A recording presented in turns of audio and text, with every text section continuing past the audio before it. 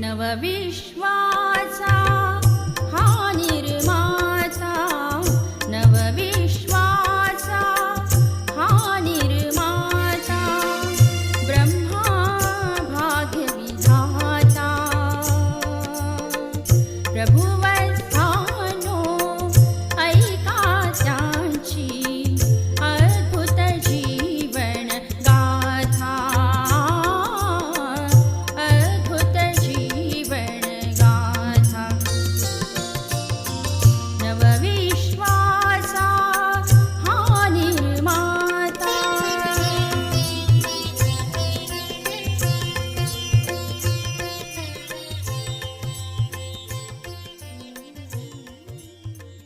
ओम शांती.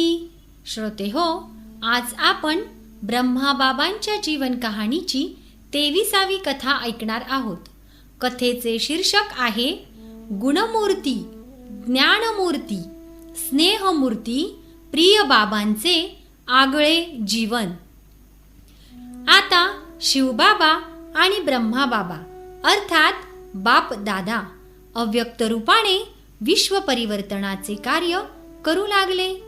ते ब्रह्माकुमारी हृदयमोहिनीजींच्या म्हणजे दादी गुलजारजींच्या माध्यमाने सस्नेह ईश्वरी शिकवण देऊ लागले.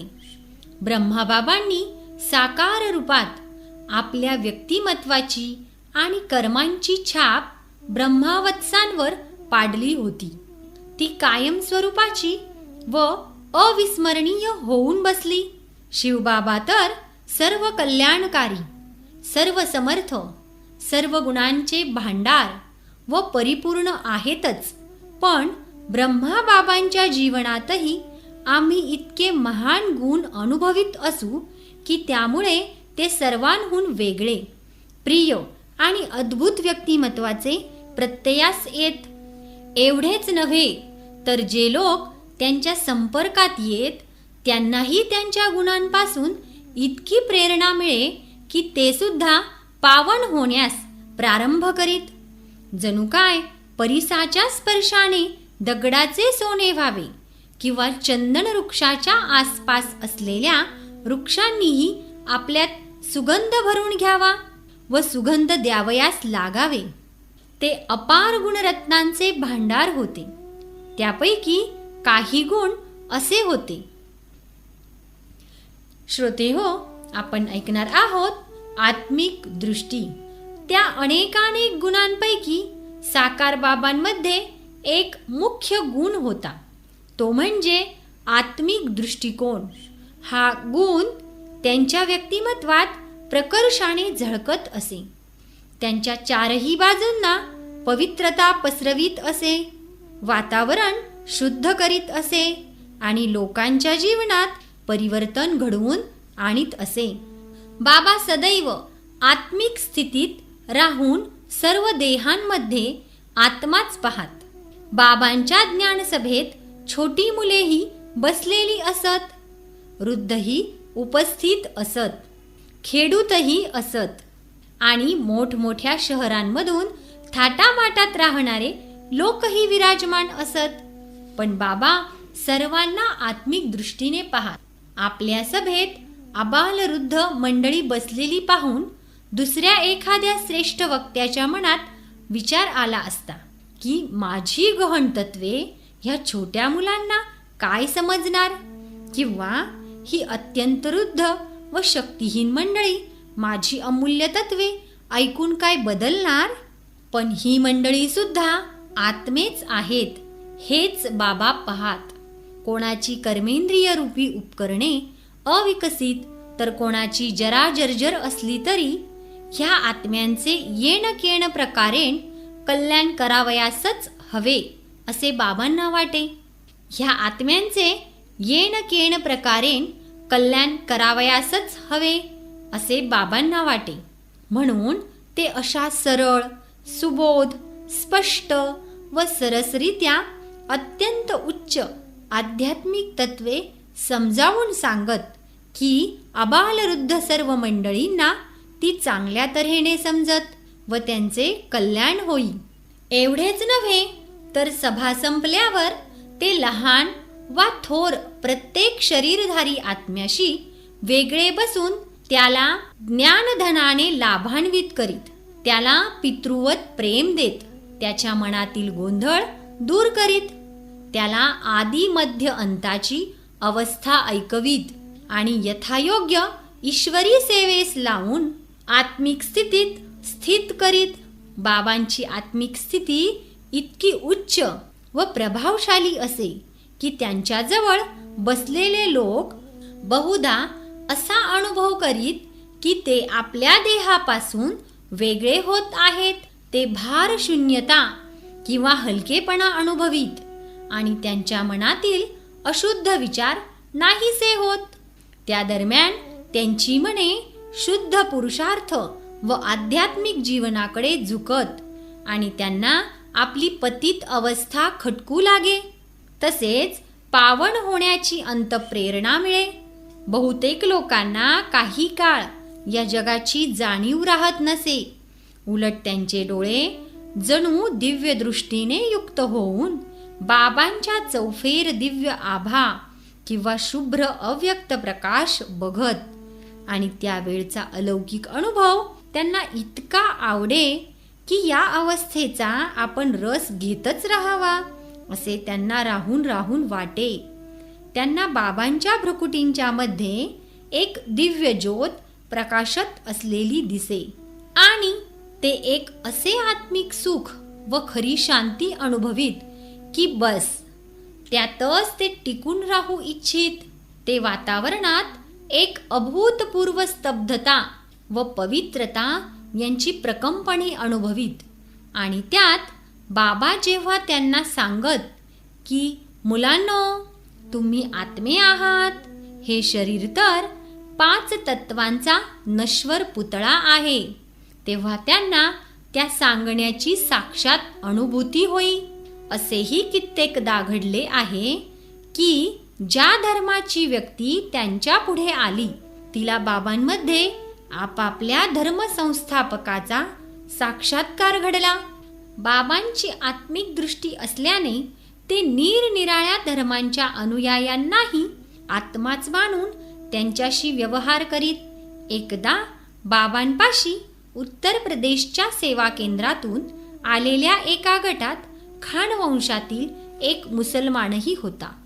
त्या दिवशी या गटाने यज्ञ भोजन तयार करण्याची जबाबदारी स्वेच्छेने आपल्याकडे घेतली होती. पण तो ब्रह्मचारी वत्स खान थोड्या संकोचाने पाकगृहाच्या बाहेर उभा होता. यज्ञ भोजन तयार करण्याच्या कामात आपलाही हातभार लागावा असे त्याला वाटत होते.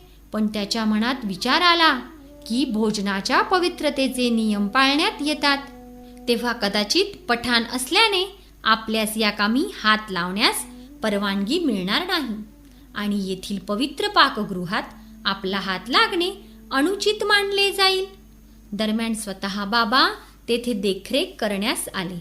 बाबांनी स्वतः त्याच्या पाठीवर प्रेमाने हात फिरवीत म्हटले, गोड मुला, अरे तू बाहेर का बरे उभा आहेस? तू ब्रह्मचारी तर आहेसच. चल, शिवबाबांचे स्मरण करीत कणिक मळावयास लाग.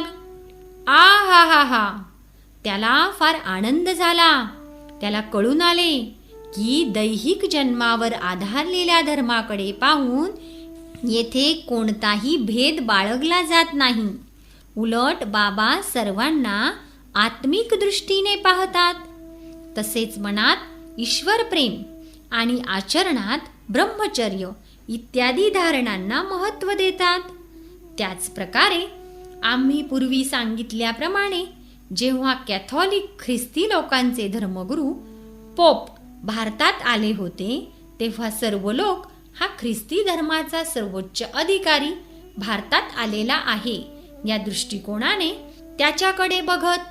पण बाबा त्याला आणि त्याच्याबरोबर आलेल्या पाद्यांना आत्मिक दृष्टीने पाहत असताना त्यांचे हितैषी बनून भारताच्या सर्वात प्राचीन सहज राजयोगाचा व ईश्वरी ज्ञानाचा त्यांना परिचय करून देण्याच्या अर्थात निराकार परमपिता परमात्म्याचा परिचय करून देण्याच्या योजना आखण्यास लागले. त्यांनी मुंबईच्या सेवा केंद्रास हा खास निरोप पाठविला की त्यांनी पोप व पाद्यांना भेटून त्यांना ईश्वरी ज्ञानाची भेट शिवबाबांतर्फे द्यावी आणि निराकार परमपिता शिवपरमात्म्याचा त्यांना परिचय करून देऊन त्या सर्वांचेही कल्याण करावे. ज्या प्रकारे निरनिराळ्या धर्मातील लोकांना बाबा आत्मिक नात्याने पाहत, त्याच प्रकारे ते आपल्या लौकिक नात्यातील म्हणजे दैहिक कुटुंबियांनाही आत्मिक संबंधाने पाहत आणि त्या सर्वांना मुलांनो मुलांनो असे म्हणून हाक मारीत.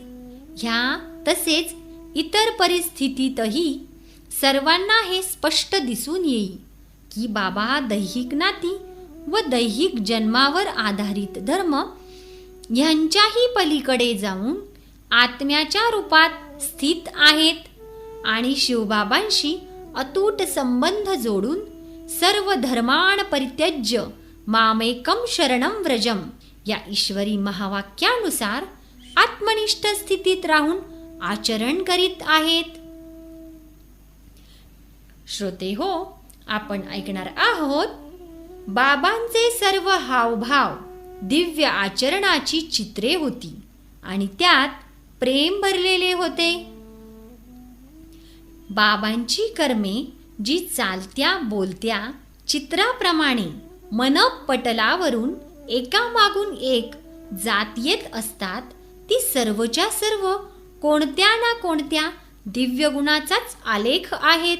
बाबांचा एखादा हावभाव, त्यांचे एखादे वक्तव्य, त्यांचा एखादा नेत्रकटाक्ष, त्यांच्या ओठांवरले स्मित दिव्याचरणाच्या मर्यादेपलीकडे नसावयाचे. उलट ही सर्व कर्मे कोणत्या न कोणत्या ईश्वरी कर्तव्याच्या पूर्तीसाठी किंवा सेवेसाठी निमित्त असावयाची. ते जेव्हा डोळ्यांनी न्याहाळत तेव्हाही आत्म्यांकडे कल्याणाच्या दृष्टीने पाहत असताना त्यांना ईश्वरी प्रेमाने न्हाऊ घालीत. ज्याच्यावर बाबांची दृष्टी पडे तो त्यांच्या नजरेने तृप्त होई, त्याचा सुषुप्त आत्मा जागा होई. बाबांची दृष्टी अशी असे की ती जणू आत्म्याला बरोबर घेऊन योगानुभूतीच्या खोलात शिरावयास लावून त्याला अभूतपूर्व शांती, आनंद व दिव्य प्रकाशाचा अनुभव करवित आहे. बाबांच्या डोळ्यांच्या कोपऱ्यात कधी एखाद्याकडे पाहते वेळी ज्या काही रेषा उमटून येत त्यावरून असे वाटे की बाबा अपार प्रेमाने लाड करीत आहेत. बाबांच्या ते एका नजरेने माणसाचे शरीराचे भान नाहीसे होई आणि आत्मा स्वतः एक प्रकाशाच्या समुद्रात डुंबत असल्याचा अनुभव घेई व त्याचे सर्व मोह नष्ट होत. तसेच आपल्यास सर्व काही मिळाले आहे असे त्याला वाटे. त्या नेत्रभेटीत आत्म्यात हा भाव झंकृत होई की तुला प्राप्त करून मी जग प्राप्त केले आहे. जमीनच नव्हे तर आकाशही प्राप्त केले आहे. तुम्हे बाके हमने जहा पा लिया है, जमी तो जमी आसमा पा लिया है. अशा प्रकारे बाबांचे प्रेम केवळ प्रेमच नसावयाचे, तर ते ज्ञान, योग व सेवेसहित असावयाचे. कारण जसे ज्ञान माणसाचा मोह नष्ट करतो, योग जसा माणसाला देहापासून वेगळा करतो, जसे सेवा करणाऱ्यावर एखाद्याचे प्रेम जडते, तसेच बाबांची प्रेमाची एक नजर सर्व कामे एकाच वेळी करून टाके. म्हणूनच तर कोणा एकाने म्हटले आहे की तू प्रेमाचा सागर आहेस, तुझ्या एका थेंबासाठी आम्ही तहानलो आहोत. तू प्यार का सागर है, तेरी एक बूंद की प्यासे हम. जगात दुसरा कोणी आम्हास कधी प्रेमाने पाहतो तेव्हा आपणास त्याच्या प्रेमाचा अनुभव तर येतोच, पण त्या नजरेने नष्टो मोहा स्मृतिर्लब्धा गतसंदेहा आणि कृषीसे वचनम तव. आपण म्हणाल तसे करेन इत्यादी भावना निर्माण होत नाहीत. तेव्हा म्हणावेच लागेल की बाबा जेव्हा प्रेम करीत तेव्हा ते केवळ प्रेममूर्तीच नव्हे, तर त्याचबरोबर ज्ञानमूर्ती, योगमूर्ती, सेवामूर्ती आणि कल्याणमूर्तीही होत असत व ते आपल्या व्यक्तिमत्वाने माणसांचा स्वभाव बदलण्याचे अद्भुत कार्य करीत असत. ते आपला हात वर करून बोटांच्या इशाऱ्याने जेव्हा एखाद्या दूर बसलेल्या वत्सास आपल्यापाशी बोलावीत तेव्हा तो चेहऱ्यावर आनंद झळकावीत. वेळ केल्यास खजिना लुटला जाईल म्हणून मोठ्या लगबगीने बाबांपाशी जाई. जवळ येऊन बाबांच्या डोळ्यात बघे, बाबांचा हात आपल्या हाती घेई आणि आपले डोके बाबांच्या छातीवर टेके. बाबा मग त्याला आपल्या मिठीत घेऊन गोंजारीत. ज्या गोष्टीसाठी बाबांनी त्याला बोलाविले होते ती बाजूलाच राही. नंतर तो बाबांना विचारी, बाबा काय सेवा आहे? पण त्यापूर्वी तो बाबांचे गोड स्मित पाहून आत्म्याच्या मिलनाची उत्कट इच्छा पुरवून घेई. ती वेळ संध्याकाळची असल्यास त्याचा दिवसभराचा थकवा कुठल्या कुठे पळून जाई आणि ती सकाळची वेळ असल्यास त्याच्या दिवसभरासाठी एक असा नवा जोम, नवा तरंग, नवा उत्साह उफाळून येई की त्या दिवशी तो स्वतःला डोंगर हलविण्या इतपत समर्थ समजे. बाबांचे शरीर जरी प्रकृतीच्या 5 तत्वांपासूनच घडलेले होते तरी ते एका चुंबकाप्रमाणे आत्म्याला आपल्याकडे आकर्षून घेत असे आणि त्याचा स्पर्श आत्म्याच्या अंगातही शीतलता भरे आणि त्याच्या अंगाअंगातही हास्य फुलवित असे. श्रोते हो, आपण ऐकणार आहोत ज्ञान व प्रेम यांचा अद्भुत मिलाफ. हे ठीक आहे की बाबांमध्ये ज्ञानाचे एक अथांग गांभीर्य होते, म्हणूनच तर त्यांच्या जीवनात ज्ञानाची एक अजब मस्ती झळकताना दिसे आणि यासाठीच ते सदैव हेच म्हणत की हे ज्ञान म्हणजे अनमोल व अविनाशी रत्नांचा खजिना आहे. पण ते ज्ञान कोरडे ज्ञान नव्हते. असेही नव्हे की ते ज्ञानाला प्रेमाचा फक्त लेप लावित होते. उलट हे म्हणणे जास्त योग्य ठरेल की ते ज्या ज्ञानाविषयी बोलत ते प्रेमपूर्ण ज्ञान होते आणि ज्या प्रेमाचा झरा सदैव त्यांच्या जीवनात वाहत होता तो ज्ञानपूर्ण होता. ज्ञान व प्रेम यांचा त्यांच्या जीवनात असा ताळमेळ होता की उभयतांना वेगवेगळे दाखविणे केवळ अशक्य होते. जे त्यांच्या संपर्कात आले आहेत त्यांच्यापैकी कोणी म्हणेल की त्यांच्या जीवनात प्रेम अधिक होते, तर दुसरा कोणी म्हणेल की सुरुवातीला ते प्रेमाचा आश्रय देऊन ज्ञानाच्या सुदृढ आधारावर टिकविण्याचा प्रयत्न करीत. खरे पाहता हा बघणाऱ्याच्या दृष्टीतील फरक आहे आणि उभयता आपापल्या परीने बरोबरही आहेत. वास्तविक बाबांचे ज्ञानाचे बोल प्रेमाशिवाय नसावयाचे आणि त्यांच्या प्रेमाचे बोल सदैव ज्ञानाने भरलेले असत. प्रेम आणि ज्ञान उभयतांचे उद्दिष्ट मनुष्यात्म्याला पवित्र व योगी बनविणे हेच होते. श्रोते हो, आपण ऐकणार आहोत ज्ञान व प्रेम साहित्य वितरणाच्या रूपात. बाबा ईश्वरी ज्ञान इतके मूल्यवान समजत होते की त्यांनी बजावून ठेवले होते की ईश्वरी ज्ञानाचे साहित्य विकता कामा नये, कारण विकण्याचा अर्थ त्याचे मूल्य चुकते करणे होय. जर हे अनमोल आहे तर याचे मूल्य कोणीही चुकते करणे शक्य नाही.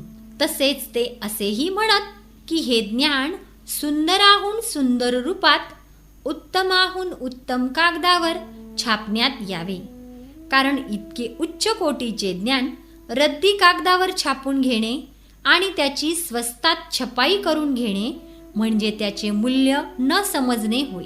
ते कला, सौंदर्य व सुवाच्यपणा ह्यांना फार महत्त्व देत. अशा रीतीने साहित्य व्यावहारिक दृष्ट्या महागडे होई. यावर बाबा म्हणत की हे विकावयाचे नाही, कारण सर्व माझी मुलेच तर आहेत. त्यांना साहित्य पैसे घेऊन थोडेच द्यावयाचे आहे.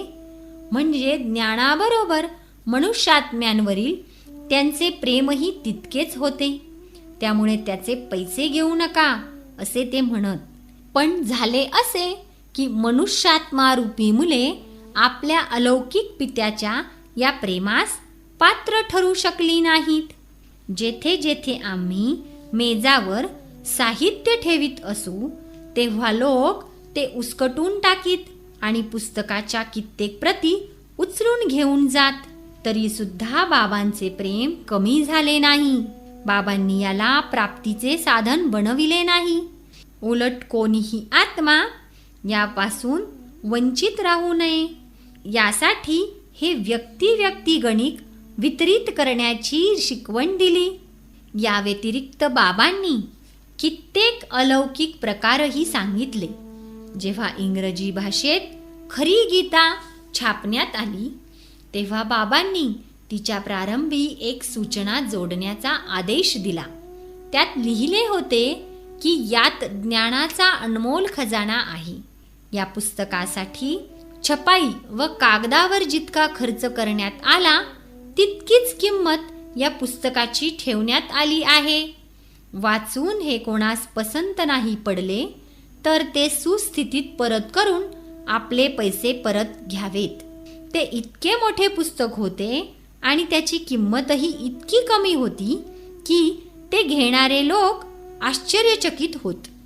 अजूनही लोक त्याच्या प्रती मागत असतात. श्रोते हो, आपण ऐकणार आहोत प्रत्येक परिस्थितीत शिवबाबांची स्मृती.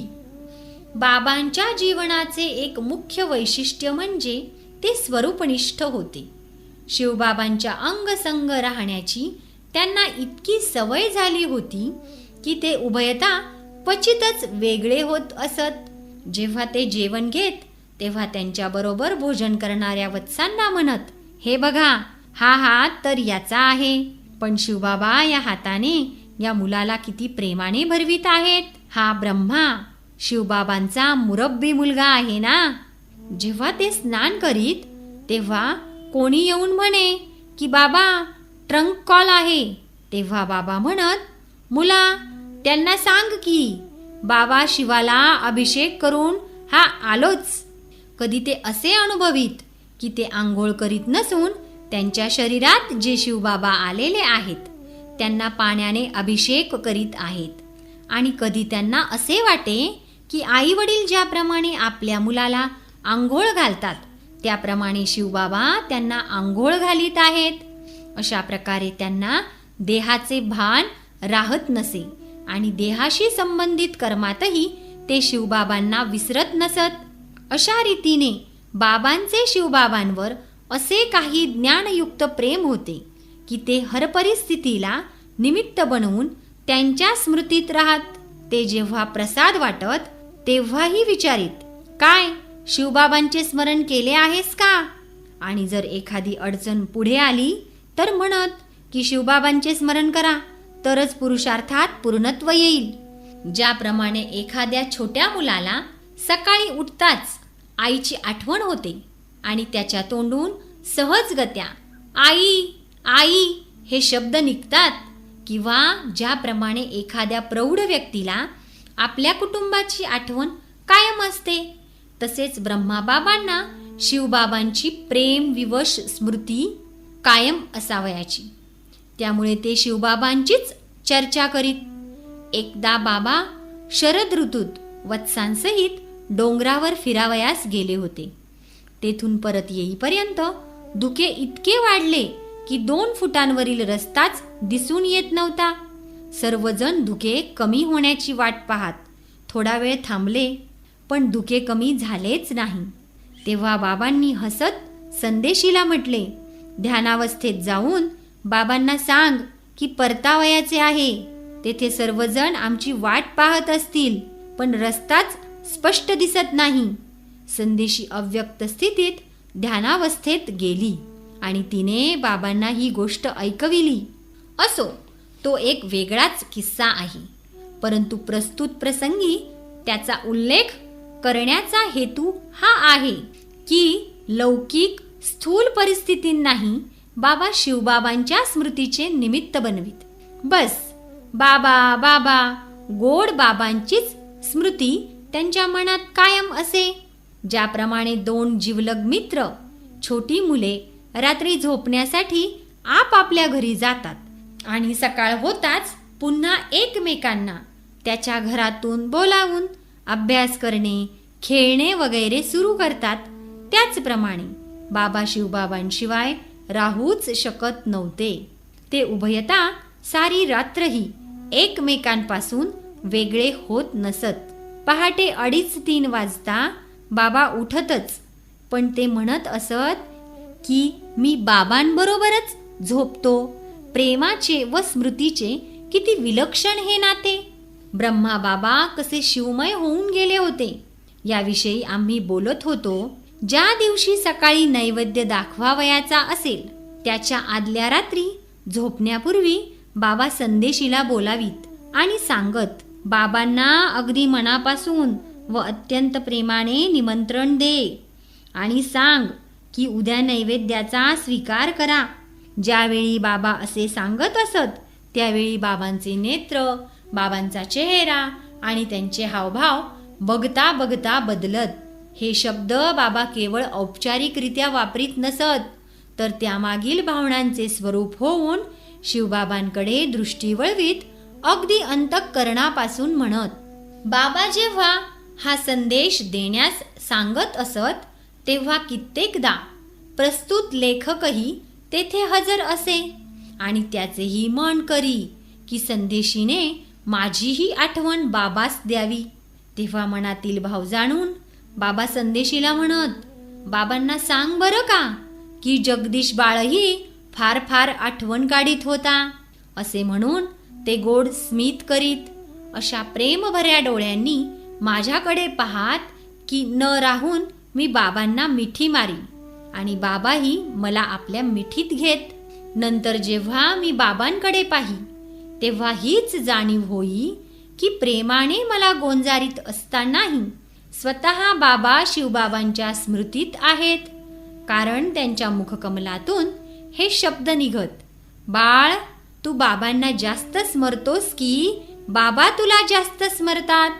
बघ बाळा, बाबा किती गोड आहेत. त्यांचे स्मरण करताच खुशीचा पारा किती चढतो. अशा बाबांना कधी विसरता येणे शक्य तरी आहे का. नंतर जेव्हा नैवेद्य दाखविण्याचा विधी पुरा होई तेव्हा सुद्धा बाबा म्हणत, पहा तर खरे संगमाचा हा काळ किती सुंदर आहे. थेट शिवबाबांच्या यज्ञातून हा प्रसाद प्राप्त करणारी तुम्ही मुले किती सौभाग्यशाली आहात. देवतांना सर्व पदार्थ प्राप्त होत असतील, पण शिवबाबांचा हा प्रसाद मात्र त्यांच्या नशिबी नाही. आ हा हा हा, मुलांनो, कोणी विचार करील तर त्याचे भाग्यच खुलेल. शिवबाबांचा हा यज्ञप्रसाद आणि बाबांबरोबर भोजन करण्याची ही संधी, हे काय थोडे झाले. बाबांच्या एकेका गोष्टीवरून असे वाटे की शिवबाबांवर त्यांचे इतके घनिष्ठ प्रेम आहे, त्यांच्या आत्म्यात ते इतके भिनून गेले आहे की ते त्यांच्या प्रत्येक शब्दात, प्रत्येक कृतीत स्वाभाविकपणे झरझर प्रवाहित होत आहे आणि इतरांनाही त्या प्रवाहात वाहून नेत आहे.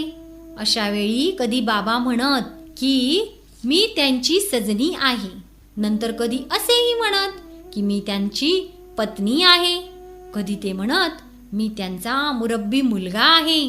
शिवबाबा माझ्यावर फार प्रेम करतात. जेव्हा ते असे म्हणत तेव्हा त्यांची मुद्रा, त्यांचे डोळे, त्यांचे हावभाव पाहण्यालायक असत. आपला अनुभव ऐकवीत असताना ते म्हणत की स्नान करताना बाबाच मला ह्या हातांनी तांब्या भरून भरून आंघोळ घालीत आहेत असे मला वाटे. याच प्रकारे भोजन करीत असताना बाबांच्या हातांची हालचाल अशा तऱ्हेची वाटे की जणू काय शिवबाबाच त्यांना एका बालकाला भरवावे तसे भरवीत आहेत. असा अनुभव बाबा करीत असावेत.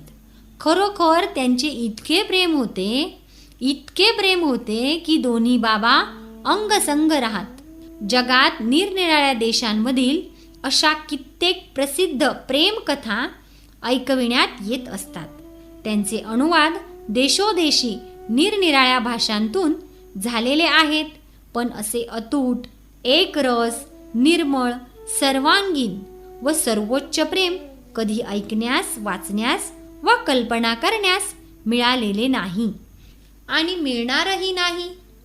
बाबांची स्मृती व प्रीतीची दीर्घ कथा कोठवर व कशी म्हणून सांगावी. बाबांचे अलौकिक चरित्रच एक सर्वोच्च प्रेम कथा आहे.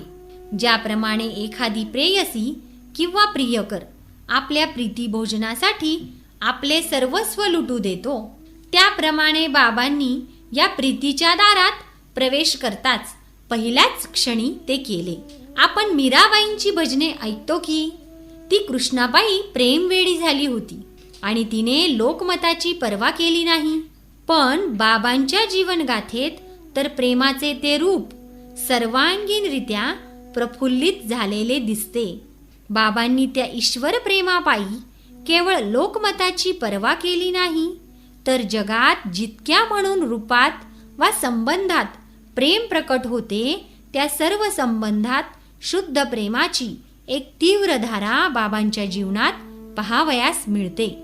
बाबांचे प्रेम हे कोण्या एका दैहिक रूप असणाऱ्या व स्पष्ट परिचय नसणाऱ्या ईश्वरावर नव्हते, तर ते त्या प्रियतमाचा पूर्ण परिचय होऊन त्याच्याशी तसाच सलोखा राखून होते, ज्यात वियोगाचे नाव नव्हते, विरह आग्नी नव्हता, व्यथा व पीडेला स्थान नव्हते.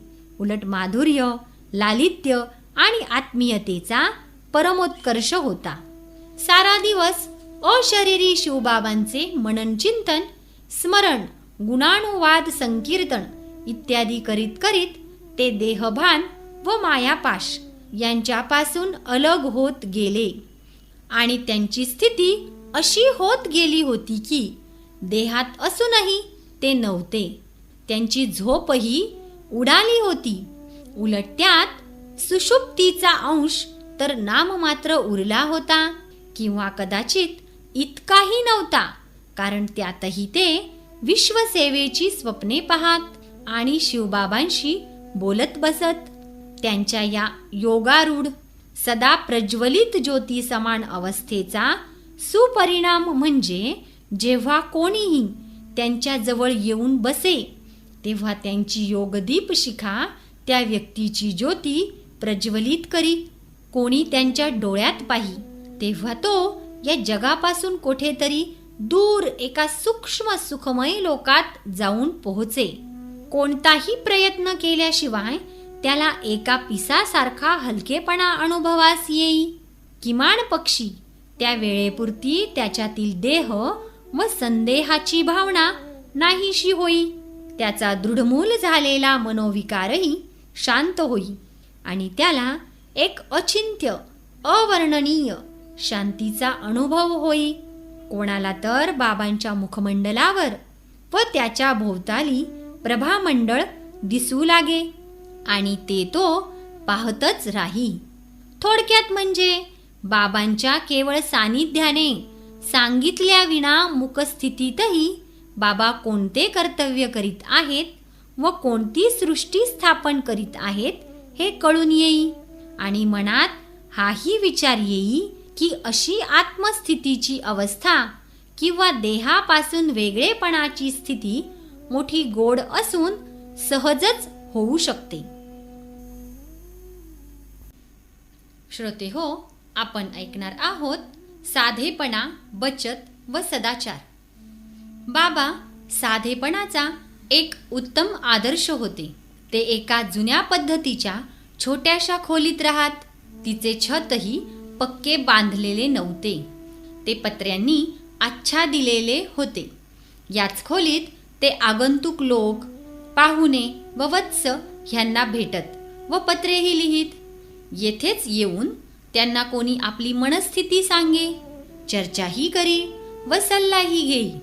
ती खोली म्हणजे त्यांचे शयनगृह, भोजनगृह, छोटे कार्यालय व दिवाणखानाही होता. ती वातानुकूलितही नव्हती आणि त्यात कोणतेही आधुनिक फर्निचर नव्हते. गालिचाही पसरलेला नव्हता. होती ती एक मोठीशी गादी, जिच्यावर ते स्वतः बसत व कित्येकदा वत्सांनाही बसवून त्यांना अंजारीत गोंजारीत व प्रेमाने समजावीत व आपल्या हातांनी गोडधोड खावयास देत. पण स्वच्छतेत ती खोली अनुपम होती. गादीवर एक शुभ्र चादर पसरलेली असे. पलंगावरील बिछाण्यावरही शुभ्र चादर अंथरलेली असे. भिंतींना पांढरा चुना लावलेला आणि खोलीतील फडताळही सफेद रंगाने शोभिवंत केलेले होते. त्यात श्वेतवस्त्रधारी बाबांसमोर जेव्हा कोणी बसे आणि त्यांचे पावनकारी बोलणे ऐके, तेव्हा त्याच्या मनावरील किलमिश नाहीसे होऊन तो निर्मळ व उज्ज्वल होई. त्या खोलीत ना विशेष साज सजावट होती ना थाटमाट, पण त्यात बसून सेवामूर्ती बाबांनी किती आत्म्यांना एक नवे जीवन प्रदान केले असेल. कितींना प्रेरित व प्रोत्साहित करून मायेविरुद्धचे युद्ध जिंकण्यायोग्य बनविले असेल. कितींनी तेथे बसून ईश्वर मिलनाचे सुख मिळविले असेल आणि ईश्वरार्पण होण्याचा विचार केला असेल. ना बाबांच्या देहावर कोणता कृत्रिम शृंगार होता ना त्यांच्या खोलीत. बाबा म्हणत, मुलांनो, या ईश्वरी सेवेत ज्या कोण्या व्यक्तीने एक पैसाही अर्पण केलेला असेल, तो पैसाही 1,00,000 रुपयाहूनही अधिक मूल्यवान आहे आणि तो मनुष्यात्म्यांना पावन करण्यासाठी तसेच त्यांना शांती देण्याच्या सेवेसाठी आहे. तो आपण आपल्या सुखोपभोगासाठी खर्च करू शकत नाही, अन्यथा ते ठेवीत अफरातफर केल्यासारखे होईल.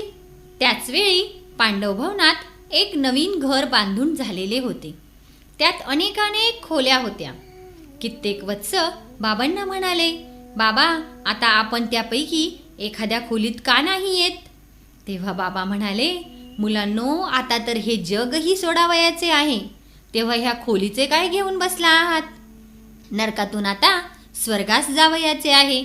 दुसऱ्या एका प्रसंगी ते म्हणाले, मुलांनो, या जगात काहीही नवे नाही, नवे तर सतयुगात जाऊन बनवूया. हे सारे जगच जुने आहे.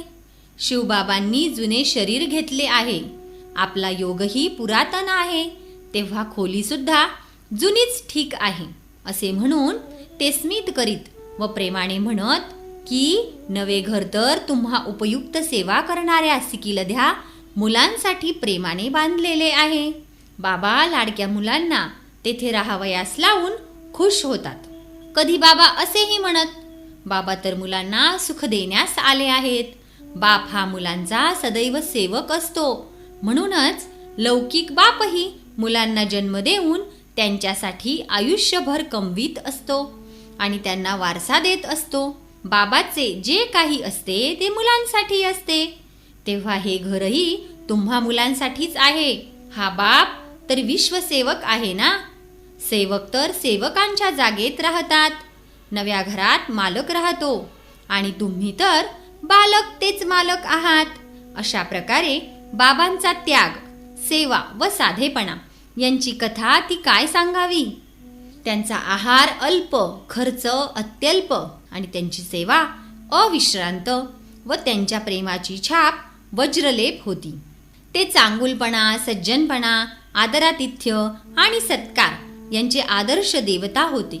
मधुबनात जो कोणी येऊन राही, मग तो एखाद्या कारखान्यात रोजंदारीवर काम करणारा अशिक्षित कामगार असो किंवा सुशिक्षित व बुद्धिजीवी समाजातील प्रसिद्ध व मान्यवर आसामी असो, बाबा सर्वांवर पितृवत प्रेम करीत. ते सर्वांना विशेष आत्मा मानून त्यांच्याशी संभाषण करीत. त्यांनी कधीही कोणास व्यक्तिगतरित्या धिक्कारले, दटावले किंवा ललकारले नाही. उलट ते सदैव सर्वांशी सुकोमल, सुमधुर, सद्भावनापूर्ण व सन्माननीय शब्दात बोलत, सदैव उच्च स्थितीत राहून महानतेच्या शिखरावर बसून ते सर्वांना महान बनविण्याचा प्रयत्न करीत आणि त्यांच्याशी मर्यादशीलपणे, शालीनतेने, सत्कारपूर्ण रीतीने वागत. त्यांची गोड वाणी व दृष्टी, त्यांचे गोड वागणे, गोड स्मित, त्यांच्या ज्ञानाच्या गोड गोष्टी व त्यांचे गोड मुलांनो म्हणून संबोधने, ह्या सर्वांमुळेच तर त्यांच्या निवासाचे नाव झाले मधुबन तपोवन. आजही बाबांची ती खोली सेवेस निमित्त आहे. त्यात तोच पलंग ठेवण्यात आलेला आहे, तीच गादी अंथरलेली आहे, तेच सफेद कपाटही आहे, पण मधली एक भिंत काढून टाकण्यात आलेली आहे. त्यामुळे ती खोली आता मोठी झाली आहे. बाबांनी त्या खोलीत रात्रंदिवस जी सेवा केली ती अविनाशी झाली आहे. तेथील वातावरणातील त्याग, तपस्या, सेवा, साधेपणा, स्नेह, माधुर्य, वात्सल्य, प्रेम इत्यादींची प्रकंपने व सुगंधित तरंग सध्याही तेथे बसणाऱ्या आत्म्यांना प्रभावित करतात. बाबांचे सध्या तेथे ठेवलेले ट्रान्सलाइट म्हणजे छायाचित्र आजही संदेश व निर्देश देत असल्याचे, स्नेह व वात्सल्याच्या भावलहरी प्रसृत करीत असल्याचे, दृष्टी घेऊ इच्छिणाऱ्यांना दृष्टी देत असल्याचे, विचारणाऱ्यांना त्यांच्या प्रश्नांची उत्तरे देत असल्याचे, तसेच भेटू इच्छिणाऱ्यांशी भेटून बोलत असल्याचे प्रतीत होत आहे. बाबा व्यक्ताचे अव्यक्त झाल्यानंतरही त्या खोलीत येणाऱ्यांना भेटतात, त्यांना सूक्ष्म वरदान देतात, त्यांच्यातील उणिवा दूर करण्याचे त्यांना उपाय सांगतात आणि त्यांना तेथून रिकाम्या हातांनी जाऊ देत नाहीत. ते कोणतीही ना कोणती सूक्ष्म भेट त्यांना देतात. कोणी पृथ्वीवरील जवळच्या ठिकाणाहून येतो तर कोणी दूरच्या, पण बाबा सूक्ष्म लोकातून येऊन वत्सांना प्रेमाने भेटतात. बाबांचे खाजगी जीवन अत्यंत साधे व मन अत्यंत सरळ होते. त्यांची स्वतःची खोली, पोशाख व खाणेपिणे सर्व काही अल्पखर्चिक व फार साधे होते. ते श्वेतवस्त्रधारी आणि अल्पाहारीही होते. पण विशेष म्हणजे आपल्या प्रत्यक्ष जीवनाने त्यांनी हजारो लोकांना प्रेरित केले. त्यांनी ठरवून दिलेला गणवेश म्हणजे शुभ्र कपडे, स्वच्छता व साधेपणाचे प्रतीक आहे. रंगीत कपड्यात विविधता असते, त्यामुळे ते अनेक प्रकारचे, किमती तसेच खर्चिकही असू शकतात. तेव्हा श्वेतवस्त्र गणवेशासाठी निवडून बाबांनी या गरीब भारतातील लक्षावधी स्त्री पुरुषांना स्वच्छता व साधेपणाचा पाठ शिकविला. ज्ञानरूपी दागिन्यांनी आत्म्यास सजविण्याची शिकवण देऊन त्यांनी हजारो लोकांना स्वेच्छेने फॅशनला तिलांजली देण्यास प्रेरित केले. बाबांनी असे श्रेष्ठ बनविले की त्यामुळे हजारो स्त्री पुरुषांनी सिनेमास जाणे, हॉटेलमध्ये खाणे, व्यर्थ रीतिरिवाजांवर पैसे उधळणे हेही सोडून दिले. अशा प्रकारे कर्मेंद्रियांवर नियंत्रण आल्याने तसेच साधेपणाने त्यांची केवळ आत्मिक उन्नती झाली नाही तर आर्थिक बचतही झाली. जे लोक आर्थिक परिस्थितीमुळे सदैव तणावग्रस्त राहत होते त्यांना जीवनात थोडीफार सूट मिळाली व ते आपला पैसा व्यर्थ उधळण्याऐवजी लोककल्याणार्थ वापरून आपल्या आनंदात भर घालू लागले. बाबा केवळ पैशाची बचतच नव्हे तर विचारांची बचत करण्यासही शिकवत, तसेच व्यर्थ बोलून शक्ती वाया दवडण्यापासून सुरक्षित राहण्याचा आदेश देत. चला आज आपण आपल्या अशा गोड बापाचे तन मन धनाने अत्यंत कृतज्ञतापूर्वक आणि अगदी अंतःकरणापासून आभार मानूया. कारण त्यांनी शुद्ध आत्मिक प्रेमाने आम्हास सदैव गोड मुले म्हटले. आमच्याकरिता आपली सारी संपत्ती आणि सर्वस्व अर्पण केले. आपल्या श्रीमंत जीवनाचा, झोपेचा व आरामाचाही त्याग करून लोकांची कठोर निंदा, कटू टीका, विरोध, दंगल सारे काही सहन केले. आम्हास माणसापासून देवता बनविण्यासाठी आपल्या अस्थीही दिल्या.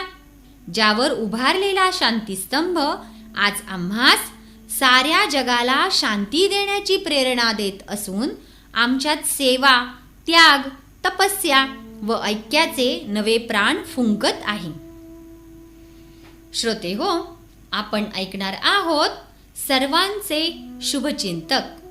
बाबा कधीही कोणाचे अशुभ वा अमंगल चिंतित नसत.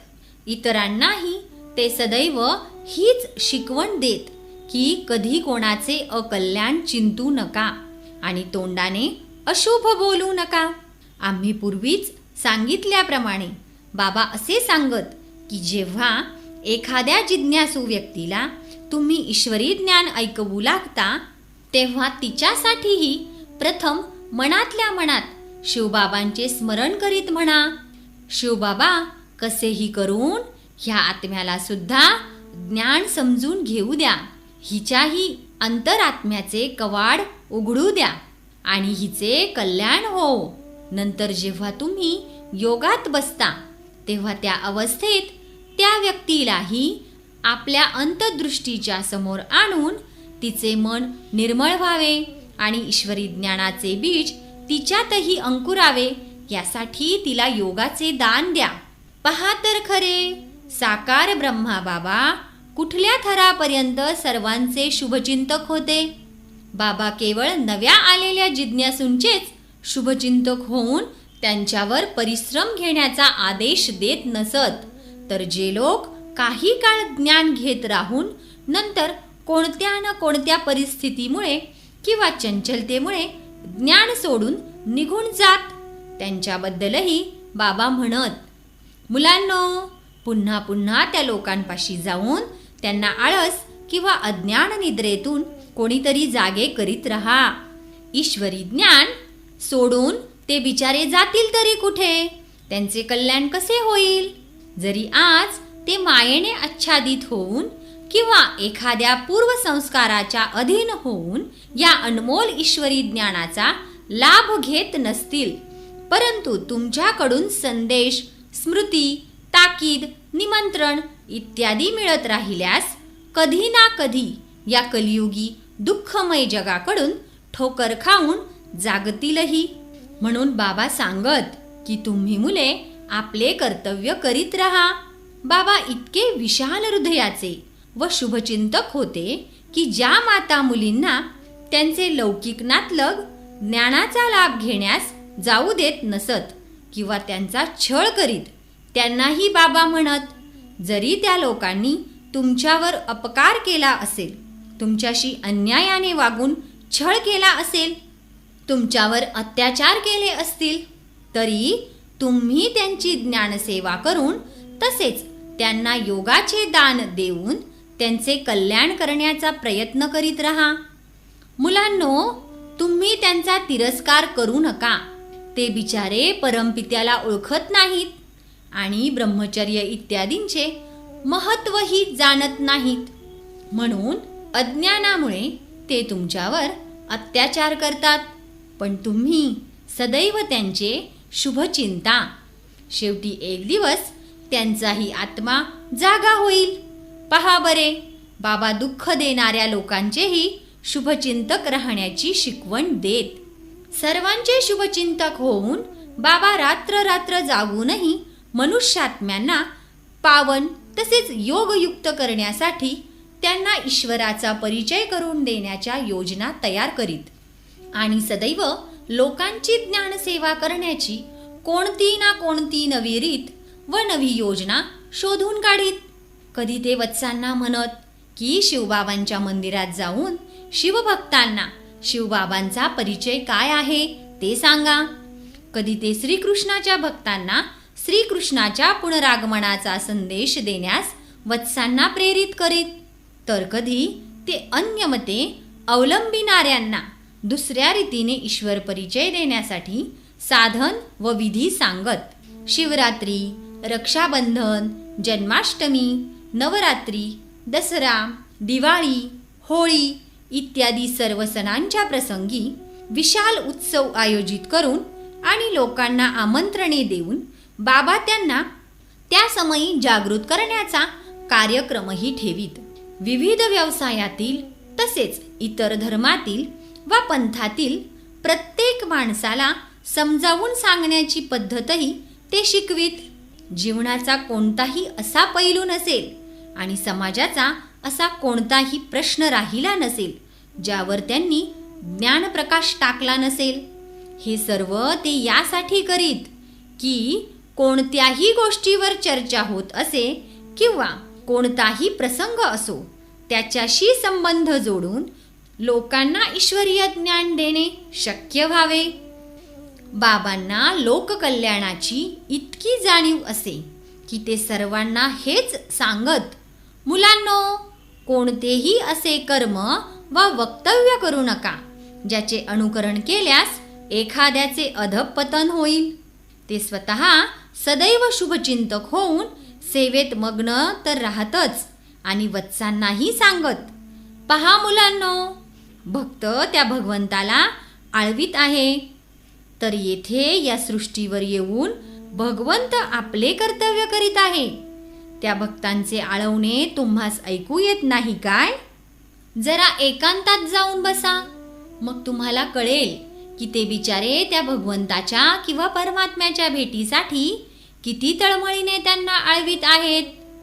तेव्हा तुम्ही त्यांना शिवबाबांचा संदेश, आदेश व परिचय ऐकवून तृप्त करणार नाही का? अशा प्रकारे ते प्रत्यक्षरित्या सर्वांचे शुभचिंतक होऊन इतरांनाही शुभचिंतक होण्याची व शुभचिंतन करण्याची शिकवण सदैव देत. श्रोते हो, आपण ऐकणार आहोत अपार उत्साह व अदम्य हिम्मत. फार प्रयत्न करूनही जेव्हा एखादे कार्य पूर्ण होत नसे तेव्हा शेवटपर्यंत बाबा त्यासाठी पूर्ण प्रयत्न करीत व करवीत असत. पुरुषार्थ तसेच हिम्मत आणि उत्साहाची पराकाष्ठा पहावयाची असेल तर ती साकार ब्रह्मा बाबांच्या जीवनात सदैव स्पष्ट दिसून येईल. कधीही कोणीही त्यांच्यात उत्साहाचा अभाव, पुरुषार्थाविषयी औदासीन्य, आळस किंवा हिम्मत खचल्याचे पाहिले नसेल. कोणतेही कार्य अर्धवट सोडणे, अपूर्णरित्या करणे किंवा कोणताही परिणाम काढल्याशिवाय ते सोडून देणे त्यांना आवडत नसे. म्हणून पुन्हा पुन्हा एखाद्या कार्यामागे वत्सांना लावूनही त्यांना हिम्मतवान बनवून यशस्वी करण्यात ते तत्पर राहत. दिल्लीच्या राजोरी गार्डन येथील हक्काच्या जमीन विषयक खटल्याचा शेवटपर्यंत पाठपुरावा करून ती ताब्यात घेण्याबाबतीत बाबांनी दाखविलेले मनोबल व उत्साह हे त्याचे ज्वलंत उदाहरण आहे. त्याचे गोड फळ म्हणजे शेवटी ती जमीन सरकारला सोडणे भाग पडले आणि आज त्या जागी भव्य वास्तू उभी आहे. ईश्वरी ज्ञान प्राप्त करण्यासाठी काही असेही लोक येत की ज्यांना उच्च नियम किंवा ब्रह्मचर्य दृढतेने पाळणे शक्य होत नसे. ते बाबांना म्हणत, बाबा, आमची धारणा कच्ची आहे, प्रयत्न करूनही आम्ही धर्मभ्रष्ट होतो. यावर बाबा म्हणत, मुलांनो, तुमचा योग पूर्ण नाही, संगत योग्य नसेल किंवा संस्कार फार वाईट असतील. चला पुन्हा पुरुषार्थ करा, हिम्मत खचू देऊ नका, मायेशी युद्ध करण्याचे सोडू नका. जर हिम्मत गमावून बसाल तर भेकड म्हणवून घ्याल आणि दैवी राज्यभाग्यही गमवाल. म्हणून पुन्हा उठा आणि मनात दृढ प्रतिज्ञा करा. तसेच शिवबाबांशी बोलत रहा, म्हणजे तुम्हाला शक्ती मिळेल. अन्यथा पुरुषार्थच सोडून द्याल तर सद्गती कशी होईल? अशाच प्रकारे कित्येक माता बाबांना म्हणत, बाबा, आम्ही ब्रह्मचर्य व्रत धारण करून गेल्यास आम्हास पतीकडून मार खावा लागतो, फार छळ होतो. बाबा म्हणत, मुलींनो, हिम्मत खचू देऊ नका. रोज पहाटे उठून शिवबाबांचे स्मरण करा आणि म्हणा, बाबा, मी पवित्र राहते आणि मला मार मिळतो. अशा प्रकारे माझा पती पापाचा वाटेकरी होतो. बाबा, त्याला सद्बुद्धी दे आणि माझे हे बंधन मुक्त कर. अशा प्रकारे रोज त्या परमात्म्याकडे अर्ज करीत रहा. जेव्हा त्या सूक्ष्म अर्जांची फाईल फार मोठी होईल तेव्हा शिवबाबा जरूर काहीतरी करतीलच. मुलींनो, हिम्मत गमावू नका. इतक्या उच्च प्राप्तीसाठी हे सहन करणे काही मोठी गोष्ट नव्हे. याचप्रमाणे कित्येकदा जेव्हा कित्येक अज्ञानी लोक कोण्या सेवा केंद्रांवर ब्रह्माकुमारी बहिणींना कडक विरोध करीत, अत्याचारही करीत, तेव्हा त्या बाबांना समाचार कळवीत की बाबा, परिस्थिती फार बिकट आहे. पूर्वी हापूर येथील जो किस्सा सांगितला आहे तो अशा प्रकारचे उदाहरण आहे. तेव्हा बाबा लिहित, मुलींनो, हिम्मत धरा. ईश्वराच्या दिशेने पुढे पावले टाकणाऱ्यांचा छळ तर होतोच. असे कल्पापूर्वीही घडले आहे, म्हणून ही काही नवी गोष्ट नव्हे. हा पार्ट तर तुम्ही असंख्य वेळा केलेला आहे. अशा प्रकारे जिला मानवी हृदय भयावह व बिकट स्थिती माने, तिच्या बाबतीतही बाबा धीर देत आणि म्हणत की हे सृष्टीरूपी नाटक साक्षी होऊन पहा. ही सर्व दृश्ये बदलत जातील. श्रोते हो, आपण ऐकणार आहोत मातांचा सन्मान. बाबा स्वतः कन्या मातांना सन्मान देत आणि इतरांनाही तसे करण्यास शिकवित. ते म्हणत की या कन्या मातांनाच ज्ञान कलश देण्यास तसेच त्यांचे स्थान उच्च बनविण्यासाठीच शिवबाबा आलेले आहेत. कारण दीर्घकाळ ह्यांच्यावर जुलूम होत आलेले आहेत आणि समाजातही ह्यांचा अपमान व तिरस्कारही होत आलेला आहे. पण आता ह्यांच्यामुळे मलाही मधल्यामध्ये हे ज्ञान ऐकण्याची संधी मिळते. पहा बरे, बाबा किती नम्रतेने स्वतःच गुप्त ठेवून कन्या मातांना प्रत्यक्ष करण्याचा प्रयत्न करीत. कधी ते म्हणत की ह्या कन्या माता तर माझ्यापेक्षाही अधिक ज्ञानप्रवीण आहेत, कारण ह्या भिन्न भिन्न संस्कारांच्या व योग्यतेच्या लोकांना ज्ञान देतात आणि भाषणही करतात. वास्तविक ह्याच पतित पावनी गंगा होत. ह्या मातांना वंदे मातरम म्हणावयास हवे. अशा प्रकारे ते मातांना फार मान देत. त्यांना आश्रय देण्यास ते निमित्त बनले आणि त्यांचे स्थान उच्च करण्यासाठी स्वतः पडद्याआड राहिले. ते सदैव म्हणत, मी त्यांचा सेवक आहे. मातांना आश्रय दिल्याने बाबांना लोकांच्या इतक्या टीका ऐकाव्या लागल्या, इतके कष्ट सहन करावे लागले, तरी सुद्धा ते मागे हटले नाहीत. त्यांनी मातांसाठी करावयाचे ते सर्व काही केले आणि जे थोर होऊन गेले त्यांनी स्थापन केलेल्या संस्थांना बहुधा त्यांचीच नावे देण्यात आली. उदाहरणार्थ, येशू ख्रिस्ताने स्थापन केलेल्या धर्माचे नाव झाले ख्रिस्ती धर्म आणि त्यांच्या संस्था ख्रिस्ती संस्था म्हणून ओळखल्या जाऊ लागल्या. गौतम बुद्ध, योगी अरविंद इत्यादींच्या बाबतीतही असेच म्हणता येईल. त्या संस्थांची नावे पुरुषांना प्राधान्य देणारी वाटतात, पण बाबांनी कन्या मातांना पुढे ठेवून संस्थेचे नाव प्रजापिता ब्रह्माकुमारी ईश्वरीय विश्वविद्यालय असे ठेवले. आज संस्थांची नावे पुरुष प्रधान असल्याने कित्येक लोकांना या विश्वविद्यालयाचे असे नाव पाहून हे केवळ मातांसाठी आहे असे वाटते. स्वतः हे स्थापण्यास निमित्त होऊनही बाबा याची मुख्य संचालिका ब्रह्माकुमारी मातेश्वरी सरस्वती आहेत असे सांगत. ही किती उदात्त गोष्ट आहे. बाबांनी आपले तन, मन, धन सर्व काही ह्या कन्या मातांच्या सेवेसाठी वाहिले आणि मातेश्वरी सरस्वतींना निमित्त मानून त्यांच्या स्वाधीन केले.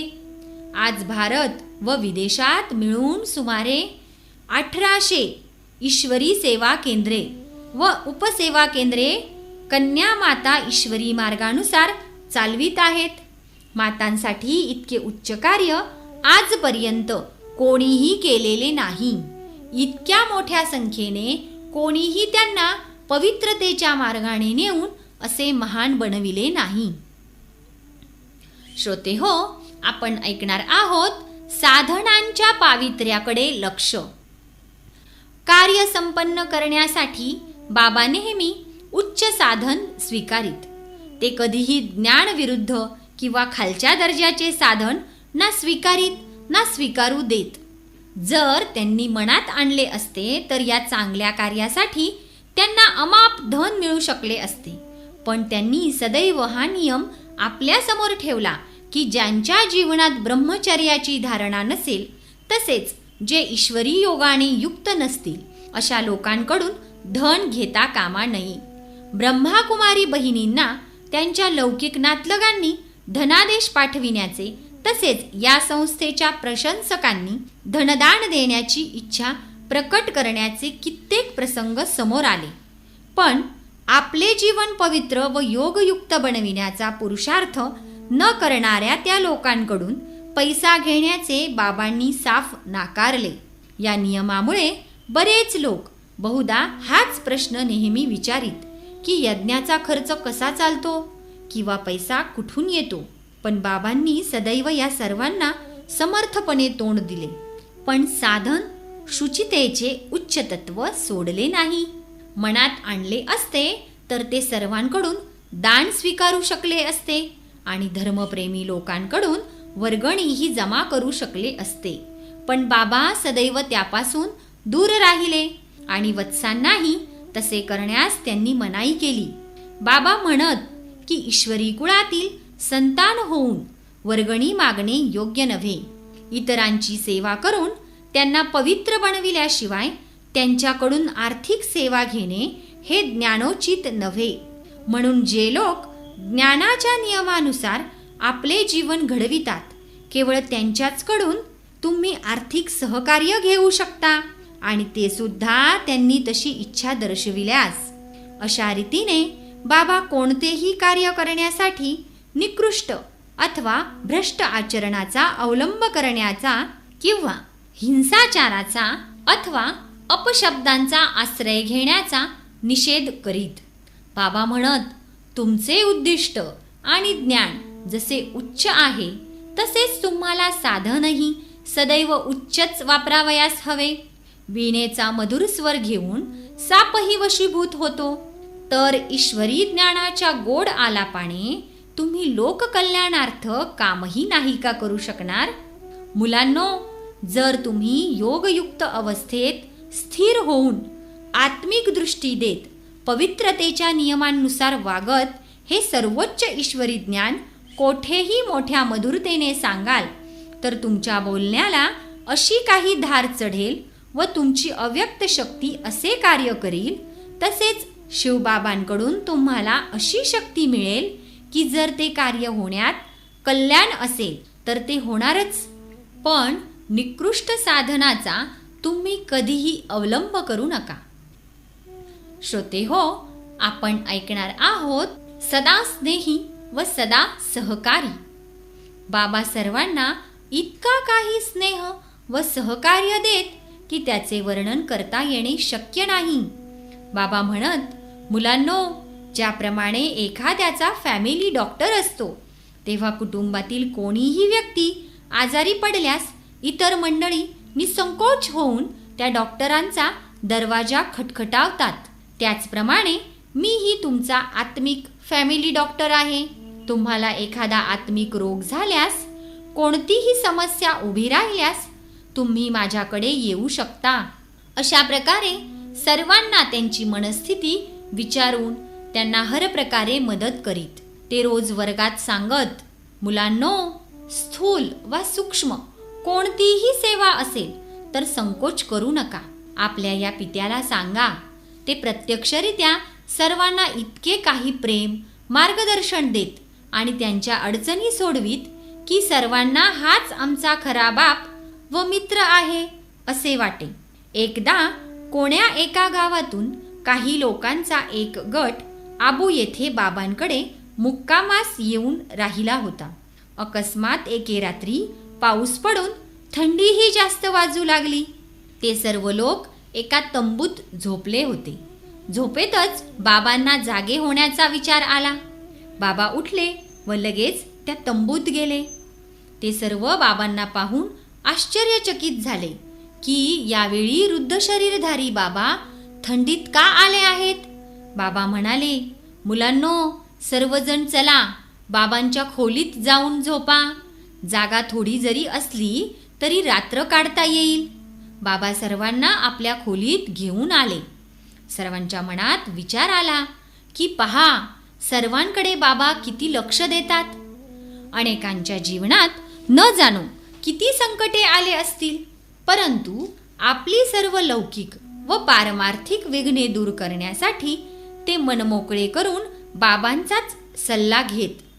त्यांचा बाबांशी इतका स्नेह जुळे की आबूहून निरोप घेताना त्यांचे डोळे पाणावत. श्रोते हो, आपण ऐकणार आहोत निर्भयता आणि सर्वांना सन्मान देण्याचा गुण. बाबा सदैव सर्वांना सन्मान देत, जरी सर्व दृष्टीने ते लोक त्यांच्याहून बरेच लहान असले तरी सुद्धा. जेव्हा कधी कोणी बाहेरून त्यांच्याकडे येत तेव्हा बाबा त्यांचा खूप आदर सत्कार करीत आणि त्यांची तारीफही करीत. कित्येक मुले स्वतःच सांगत, बाबा, आमच्यात ज्या काही उणिवा असतील त्या आपण आमच्या समोरच सांगा. बाबा म्हणत, छे छे मुलांनो, बाबा तर सर्वांचा सन्मान करतो. तुम्ही सेवाधारी मुले आहात, लोकांच्या कल्याणास निमित्त बनला आहात. शिवबाबा तर रोज शिकवीत असतात. त्यांचे ऐकून प्रत्येकाला त्याच्यात काय उणिवा आहेत हे कळून येतेच की. तेव्हा गोड मुलांनो, आपल्या उणिवा स्वतःच जाणून त्या काढून टाका. इतर सर्वांनाही बाबा योग्य तो सन्मान देत. एकदा एक संन्यासी तेथे आला. एका ब्रह्माकुमारी बहिणीने त्याच्याशी ज्ञानचर्चा केली. तेव्हा त्याने बाबांना भेटण्याची इच्छा प्रकट केली. बाबा त्याला भेटण्यास आले तेव्हा तो खाली सतरंजीवर बसला असल्याचे त्यांनी पाहिले. बाबा म्हणाले, मुली, एक गादी आण बरे. गादी आणण्यात आली. त्या संन्याशाने बरेच आढेवेढे घेतले, पण बाबा म्हणाले, मुला, तुम्हा संन्याशांनीच ब्रह्मचर्याचे पालन करून भारताला गरम तव्याप्रमाणे कामाग्नीने तापण्यापासून वाचविले आहे. म्हणून बाबा संन्याशांची प्रशंसा करीत असतो. संन्याशाला गादी देऊन बाबा स्वतः खाली सतरंजीवरच बसले. बाबांनीही गादीवर बसावे म्हणून तो संन्याशी फार विनवण्या करू लागला. पण बाबा म्हणाले, मुला, मी तर साऱ्या सृष्टीचा सेवक आहे, मी येथेच बसतो. संन्याशी तर पार अवाक झाला. अशा प्रकारे बाबांनी स्नेह, सन्मान व नम्रतापूर्वक आचरण केले. पण जेव्हा बाबा ईश्वरी ज्ञान देऊ लागले तेव्हा त्यांनी कसलाच संकोच न धरता अद्वैतवादी तसेच कर्मसन्याशांच्या मतामुळे जगाचे जे नुकसान झाले आहे, कशा प्रकारे लोक एक परमात्म्यापासून विन्मुख होऊन मिथ्या रीतीने स्वतःला शिव मानू लागले आहेत, याचे स्पष्टीकरण निर्भयपणे त्या संन्याशाला दिले. अशा रीतीने जर कोणाला स्वभावात नम्रता पहावयाची असेल तर बाबांच्या जीवनात त्याचे खूप दर्शन घडते. पण बाबा निर्भयही तितकेच होते. यज्ञकार्यास लोकांनी किती विरोध केला, परंतु बाबा कधी भयभीत झाले नाहीत. श्रोते हो, आपण ऐकणार आहोत स्वावलंबन. बाबा स्वावलंबनाचा गुणही खूप धारण करावयास लावीत. त्यांनी जे काही शिकविले ते प्रथम आपल्या जीवनात प्रत्यक्ष करून दाखविले. त्याचेच फळ म्हणजे येथे बहुधा सर्वजण स्वतःच आपले कपडे धुतात, आपली भांडी साफ करतात, तसेच आपली इतरही अनेक कामे करतात. बाबा म्हणत की आपण तर स्वतःच सेवक आहोत, तेव्हा दुसऱ्यांकडून आपण कशी सेवा घेऊ शकतो? मुलांनो, आपल्यासाठी कोणाकडून सेवा घेणे म्हणजे आपल्या डोक्यावर ओझे घेणे होय. जो दुसऱ्यांकडून सेवा घेतो त्याच्यात स्वतः मोठे असल्याचा अहंकार चढतो. अशा प्रकारची शिकवण देऊन बाबा प्रत्येकात आपले काम आपणच करावे अशी स्वावलंबनाची तसेच लोकांच्या ज्ञानसेवेत मग्न राहण्याची भावना भरीत. श्रोते हो, आपण ऐकणार आहोत सभ्यता. बाबा दिव्य गुणी होते. त्यांचे विचार अत्यंत सुसंस्कृत व सभ्य होते, म्हणून ते इतरांनाही सभ्यतेने वागण्यास प्रेरित करीत. आमचे उठणे बसणे, बोलणे चालणे कसे व्हावयास हवे याविषयी सांगताना ते म्हणत, मुलांनो, देवदूतांसारखे व्हा, म्हणजे फरिश्ता व्हा. चालताना तुमच्या पावलांचा आवाज होता कामा नये.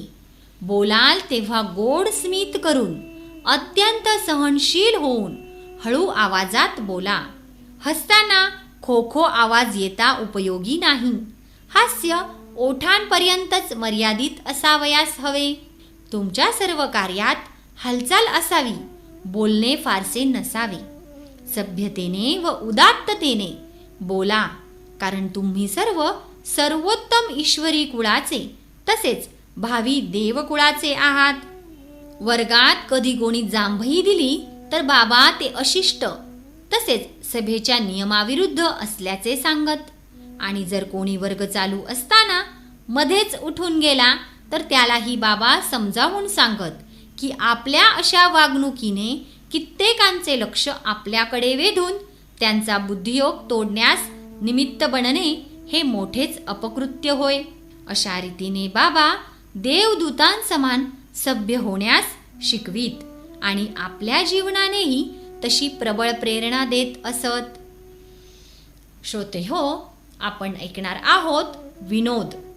साकार बाबांमध्ये असंख्य दिव्य गुण तर होतेच, त्याचबरोबर ते विनोदी व विनोदप्रियही होते. केवळ नियम व सिद्धांत यांचीच शुष्क चर्चा करणाऱ्यांपैकी ते नव्हते. उलट त्यांचे बोलणे सदैव रसाळ असे व ते ऐकणाऱ्यांना ताजेतवाने झाल्याचे अनुभवास येई. एकदा बाबांबरोबर त्यांच्या खोलीत काही वत्स बसले होते. बाबा म्हणाले, मुलांनो, माझ्या खोलीत तुम्हा सर्व मुलांची अवस्था दाखविणारे एक मोजयंत्र लावलेले आहे. सर्व वत्स खोलीत इकडे तिकडे पाहू लागले आणि विचारात पडले की मानसिक अवस्था दाखविणारे एखादे स्थूल मीटर कसे बरे असू शकेल. जेव्हा त्यांना कोठेच काही दिसले नाही तेव्हा बाबा म्हणाले, मुलांनो, ते मीटर या रेडिओत लावलेले आहे. एक रेडिओ होता. रोज बाबा यातून बातम्या ऐकत असत. सर्वजण रेडिओकडे पाहू लागले. तेव्हा सर्वांना आश्चर्यचकित व हसत असलेले पाहून बाबा म्हणाले, मुलांनो, जेव्हा मी रोज बातम्या ऐकतो तेव्हा त्यांच्याद्वारे मुलांची अवस्थाही मला कळून येते. जर लढाई जोरात चालली असेल किंवा तिची तयारी जोरात चालली असेल अथवा सायन्सचा चमत्कार घडत असेल तर मुलांचा आध्यात्मिक पुरुषार्थही जोरात चाललेला आहे असे मी समजतो. पण जर बातम्यात जोर नसेल तर समजतो की आजकाल मुलांच्या अवस्थेत तेवढा जोर नाही. कारण सायन्स आणि सायलेन्स यांचा आपसात घनिष्ठ संबंध आहे. बाबांचे हे यथार्थ बोलणे ऐकून सर्वजण हसू लागले. पहा बरे, बाबा एखादी गोष्ट किती सरळ आणि विनोदपूर्णरित्या सांगत. असेच एकदा बाबांनी, मुलांनो, कित्येक लोक मला विचारतात की यज्ञाचा हा जो एवढा खर्च चालतो त्यासाठी पैसा कुठून येतो. त्या बिचाऱ्यांना हे माहीत नाही की बाबांकडे एक विहीर आहे जेथून बाबा पैसा काढीत असतो आणि काढला की लगेच खालून जास्तच येतो. ऐकणाऱ्यांना वाटले की खरोखरच बाबांकडे अशी एखादी गुप्त विहीर असावी. ते म्हणाले, बाबा, कोठे आहे ती विहीर? बाबा म्हणाले, मुलांनो, जशी आपली ही पाण्याची विहीर आहे तिचे पाणी वर चढते तसेच ती पैशाची विहीर आहे, पण ती गुप्त आहे. ते आश्चर्यचकित झाल्याचे पाहून बाबा म्हणाले, ती विहीर म्हणजे शिवबाबाच होत. लोक जाणत नाहीत की परमात्मा जो दाता आहे त्याचेच तर हे सारे कार्य चालले आहे. अशा रीतीने बाबांच्या जीवनातील गुणांचे जर आम्ही वर्णन करण्यास बसू तर त्याला बरीच पाने लागतील. त्यांचे वर्णन करता करता वर्षे उलटून जातील, पण त्या वर्णनात खंड पडणार नाही. श्रोते हो, आपण ऐकणार आहोत शिवबाबांच्या यज्ञाचा सांभाळ. त्या काळी बाबा सकाळचा वर्ग संपल्यावर विश्रांतीच्या खोलीतही वत्सांशी अनौपचारिकरित्या ज्ञानचर्चा करीत असत. ही तीच खोली होती जेथे आजकाल दादीजींचे कार्यस्थळ आहे. एकदा तेथे बाबा वत्सांसमक्ष ज्ञानचर्चा करीत होते. वत्सांनी बाबांच्या एका पायाच्या अंगठ्यास छोटीशी पट्टी बांधलेली पाहिली. एका वत्साने विचारले, बाबा, हे काय झाले आहे? बाबांनी म्हटले, मुला, रात्री जेव्हा झोपलो होतो तेव्हा स्वप्नात या खोलीच्या समोरील डोंगरावर वत्सांचे कपडे सुकत असलेले पाहिले. काही पशु आत घुसून ते कपडे चावू इच्छित होते असेही मी बघितले. तेव्हा मला वाटले की उठून त्यांना तेथून हटविले पाहिजे आणि शिवबाबांच्या यज्ञाच्या वस्तूंचे नुकसान होऊ देता कामा नये. त्या स्वप्नाच्या अवस्थेतच मी पाऊल पुढे टाकताच हा दरवाजा पायाला थोडासा लागला. त्यामुळे थोडेसे खरचटले आहे, एवढेच.